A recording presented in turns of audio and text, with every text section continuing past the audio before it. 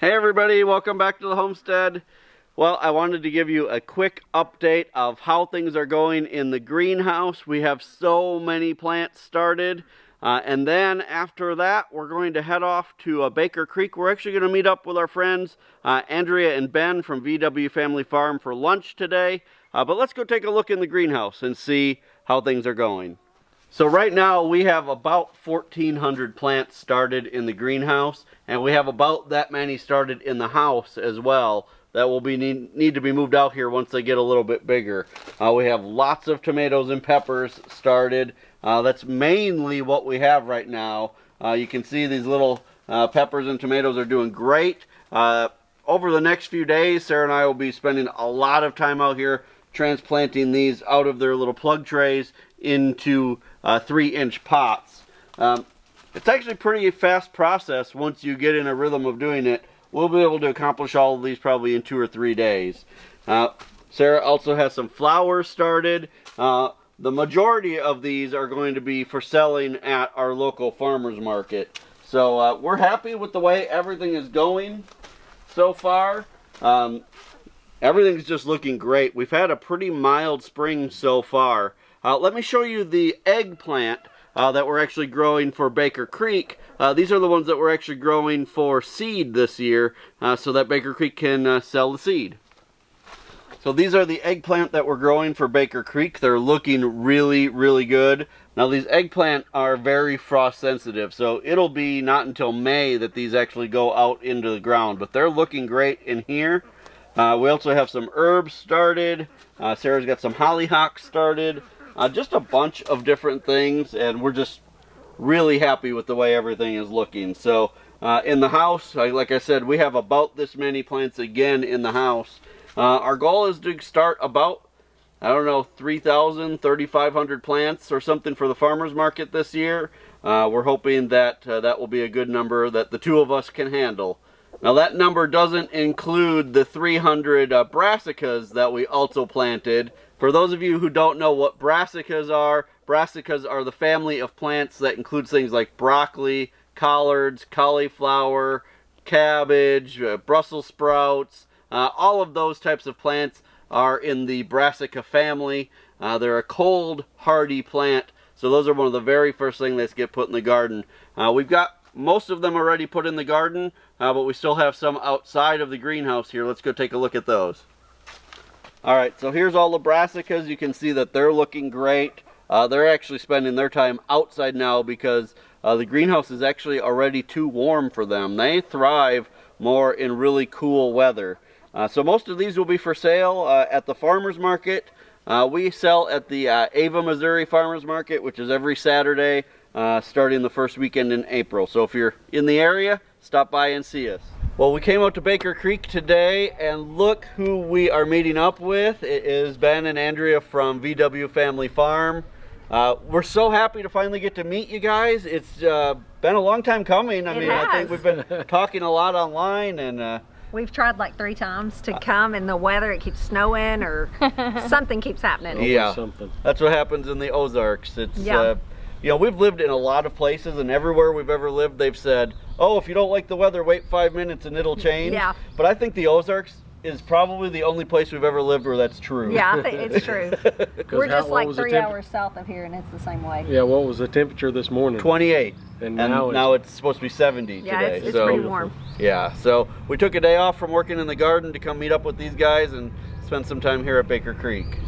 Well, thanks for meeting us. It's been a blast. Was awesome. Yes. Yeah, we were able to have lunch in the restaurant here and talk and get to know each other a little bit, and come to find out we have a lot of the same interests. We do. And we're just very similar. They're almost as crazy as we are. Yep. Almost. So I think you'll be seeing more of them around, and if you haven't checked out their channel, definitely go check it out. They have some great stuff, and they do a lot of the same things we do. You say almost as crazy. Would you dive off into 150 head of cattle? No. No way. No. That, okay, you might have a beat there. Sometimes we get a little crazy. Well, it was so great to meet with Andrea and Ben from VW Family Farm. Now we're back on our homestead, and there's one thing that I have been meaning to do for a couple of weeks and just haven't gotten around to it. Our orchard back here is very young. We have about 12 young orchard trees, a variety of different fruits. And it's time for me to fertilize them for the spring. The peach trees are just about to flower, and the other trees, their buds are starting to swell. So right now is a good time. I'm using blood meal actually this spring as a fertilizer. It is actually organic, which is perfect. You know, I went online a couple weeks ago to figure out how much fertilizer I need to use, and I found this really complicated formula where you need to go to each tree and see how much they grew last year by looking at like a growth ring on each of their branches, and then plug that number into some big complicated formula and it tells you how much to do. But when I went to the store to buy the blood meal, I found that there was actually much more simple instructions on the back of the bag, which I am so grateful for. So I'm going to be putting down 1 cup of blood meal per inch of diameter of the trunk of these trees. We're going to sprinkle it on the ground around the tree. So we're just going to get it done. The nice thing about using blood meal is it's a natural form of nitrogen. It's chemical free and is, you know, just a more natural option than some of the chemical fertilizers. Let's start with the peach trees because they're the farthest along already. I'm just going to guesstimate the diameter of the base of this tree trunk to be about 1.5 inches. I'm going to put 1.5 cups. And you should sprinkle it, with these small trees, you can just sprinkle it on the ground from the base until as far out as these branches go. Okay, so I'm going to keep going to do all these trees in the orchard, and then when I'm done, I'm going to take the hose and I'm going to water in this really well.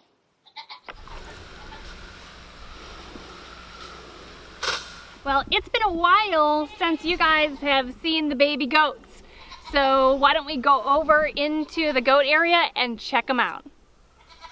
So the baby goats are doing so well. All 3 of them are doing really well. They're all very friendly. Actually, all of us have been saying that we think that these 3 are the friendliest baby goats that we've probably ever had.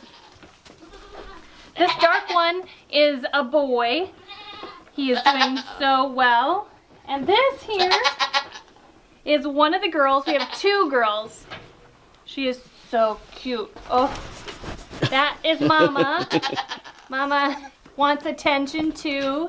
And even though she had a really rough birth, man, she is doing so well. She's producing a lot of good milk for her babies. And she didn't have any tearing or much swelling at all with that birth. So we're really proud about that. And then I want to show you the last baby girl. And if we keep one, we will be keeping the other baby girl. Let me grab her. Okay, so this is the doeling that if we keep one, we're going to keep her. And I have named her Annabelle.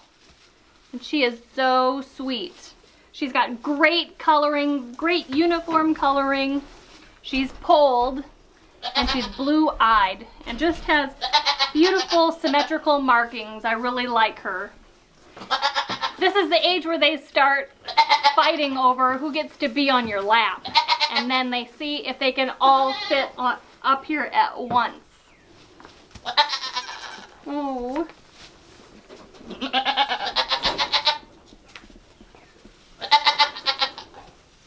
Both of these cuties, this male and this female, are actually for sale.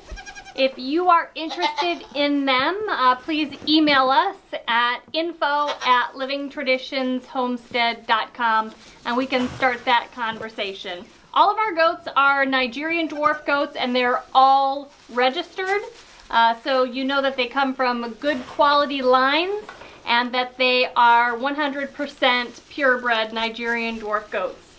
Now we keep them because their milk is fantastically sweet. It has high butter fat, and for the size of goat that they are, they still produce quite a bit of milk.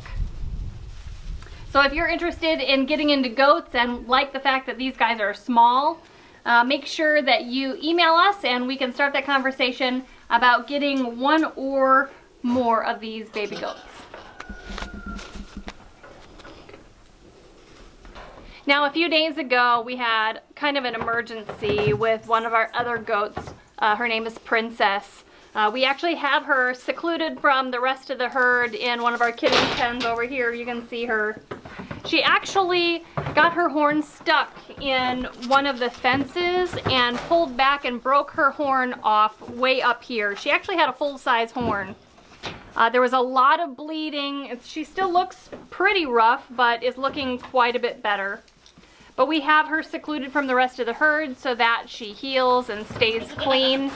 As soon as I let her back in with the rest, they're going to fight again. And I'm really afraid that these blood vessels and stuff will open back up. So I'm going to keep her in here for at least a couple more days before I let her back out with all the rest of the girls.